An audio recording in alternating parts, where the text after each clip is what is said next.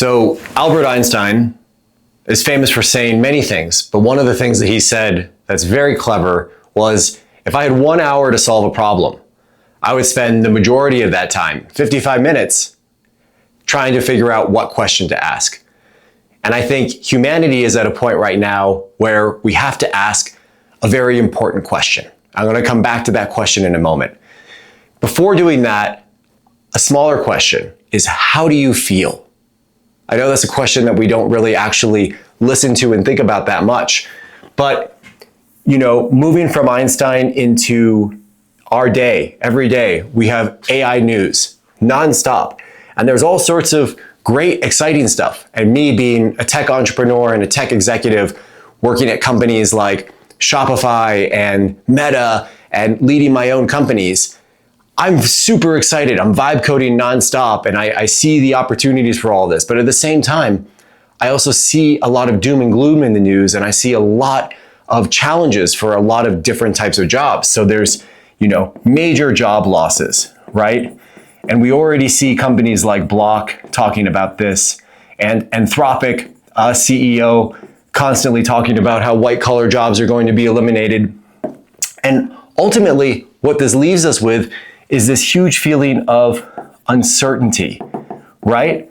And so if you feel uncertain right now, you're not alone. My hypothesis, my theory of this is it's because our identity is being challenged at its roots. Human identity has been tied specifically to our ability to specialize and hold knowledge and generate an output. And so now, all of a sudden, our output might be destroyed because the machines are the ones that hold the specialty, right? And so this begs us to really think about, well, what happens to humans when our identity is challenged? And this is what I think probably is the most important question right now, which is, what happens to human meaning post-AI?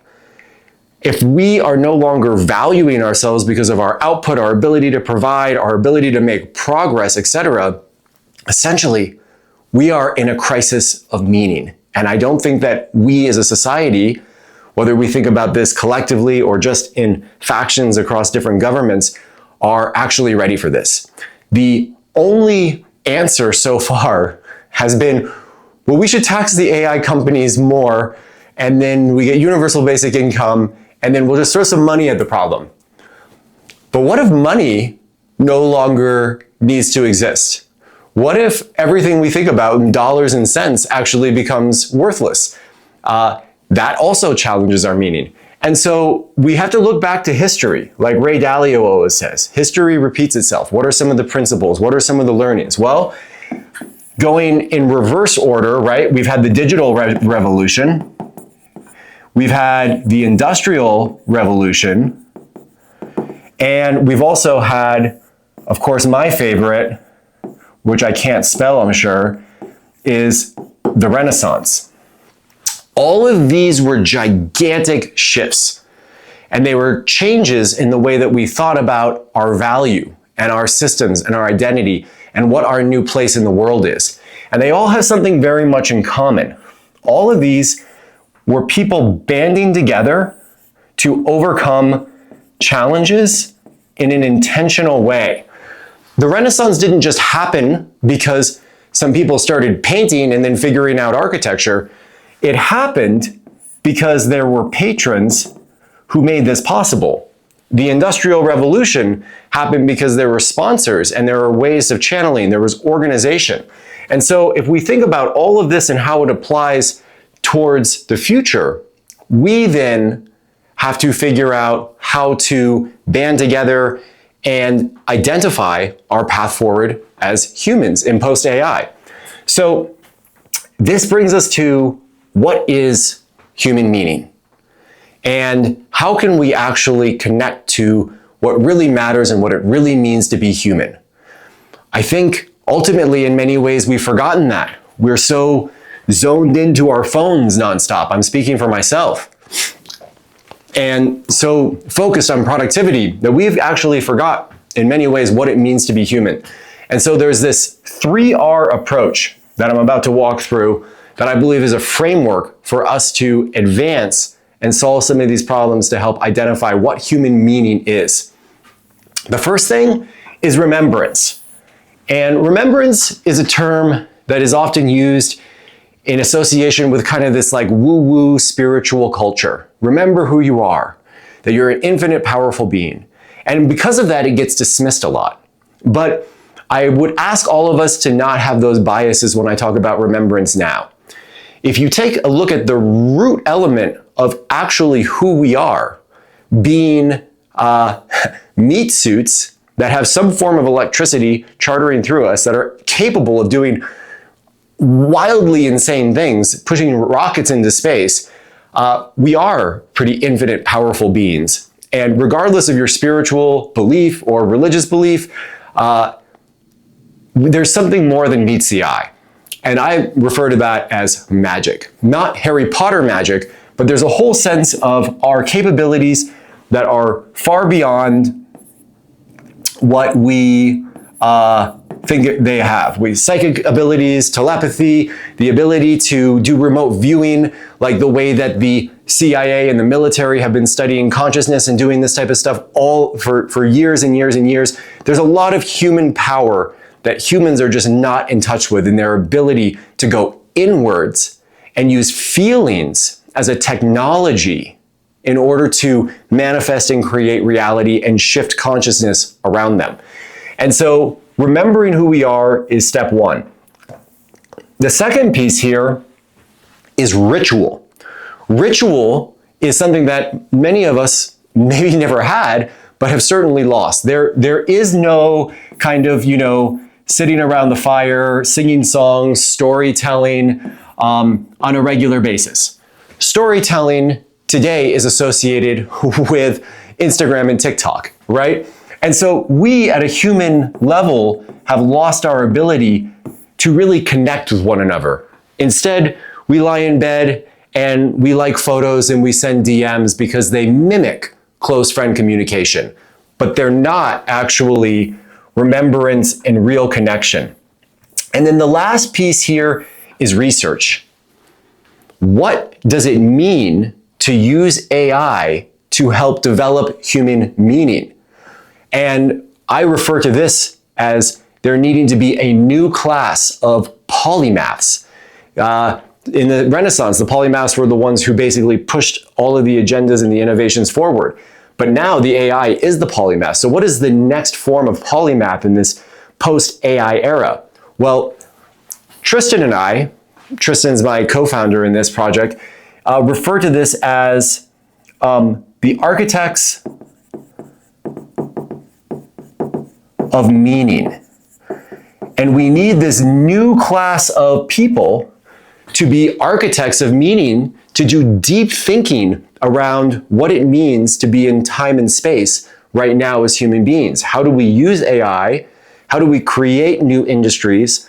How do we tap into new technologies that we're on the brink of that we've never been able to discover before, such as advancements in plasma technology for medicine and for energy and for basically the fabric of life itself? And how do we tap into those to create entirely new industries that make AI look like a small cog in the wheel? All of this is possible, and this is what the SHISHARKA Institute aims to do. And so SHISHARKA is a 501c3 that we're starting to fund research fellows, these meanings of architect, help create ways for humans to connect and be their creative selves and remember who they are to feel more meaning. And so we're taking this three-prong approach, and I'm going to share how we can become a sustainable nonprofit that actually generates a lot of profit that we can reinvest into this research and ultimately even commercialize in ways that build entirely new industries. You might be asking, what is SHISHARKA? That sounds cool. SHISHARKA means the pine cone. And the pine cone is symbolic of our pineal gland, which in my opinion is like our little Wi-Fi antenna into consciousness. It's our connection to whatever creative source energy that there is that helps us come up with ideas and channel and figure out what to do next. So SHISHARKA is going to go through multiple phases. The first phase is connect and create. These are physical in real life events where we host podcast style symposiums with experts talking about some of these topics. And we're developing our research thesis from this. And we also are doing a lot of creative events to help people put their phones away and actually come in and do things that create meaning in their life in ways that they are not used to, as a way for them to remember. So this essentially is kind of like a two birds with one stone, or two birds with one scone, as my friend Anker would say. The next piece is research. As our thesis is developed, for example, around consciousness and plasma intelligence, we'll be sponsoring fellows. And these fellows are essentially think tanks who are leveraging AI as AI researchers to be able to advance these different topics. The next phase is that some percentage of these will get commercialized. Now, commercialization is not necessarily an explicit goal of the research. There's meaning in research that is just thought leadership. But the commercialization is how we'll help fund it. And then eventually we can, in the future, potentially economize around this. And economizing around this means that all of the value from the research and the commercialization, this all will get embedded into a token. And that token will grow in value as the commercial value grows. And so all members of SHISHARKA, which can be anybody, you don't have to have a big income to be a part of SHISHARKA. You're a human, you're a part of SHISHARKA. And anybody who has this will get value from these new industries. Now, in some ways, that sounds a little socialist, now that I say it out loud, but I kind of like that, because the contribution that people make might not be their money, it could be their thought leadership. And we can fund that, and that gives them the ability to economize, and this helps solve some of the financial straits and dyers that we're afraid of. Then the last piece, which I'm super excited about, and everybody's gonna think I'm a fucking lunatic when I say this, is a phase called galactize. Now, I made that word up, and what it means is that as we advance and wake up as a human species, our consciousness is going to expand.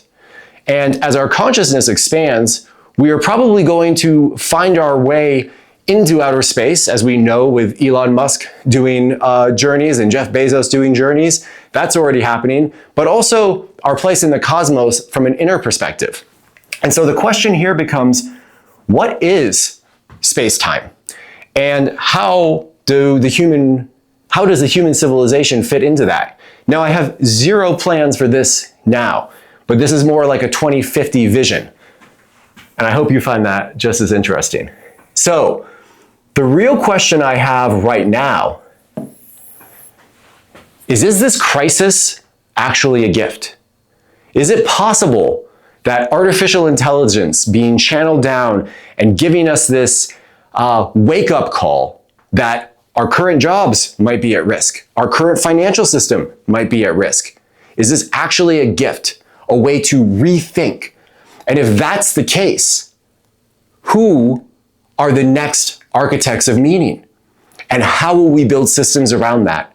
We believe there will be thousands of organizations, we hope, that are doing this type of work, but that SHISHARKA will build the framework around how to do research, ritual, and remembrance in a meaningful way that helps people find their place post-AI. And the last question, which I would argue now is one of the biggest, is what is your role? Our mission requires a lot of funding, and it requires a lot of mental and physical energy. And so if this speaks to you, be sure to get in touch with Tristan and I so that we can help you help us shape the future of humanity.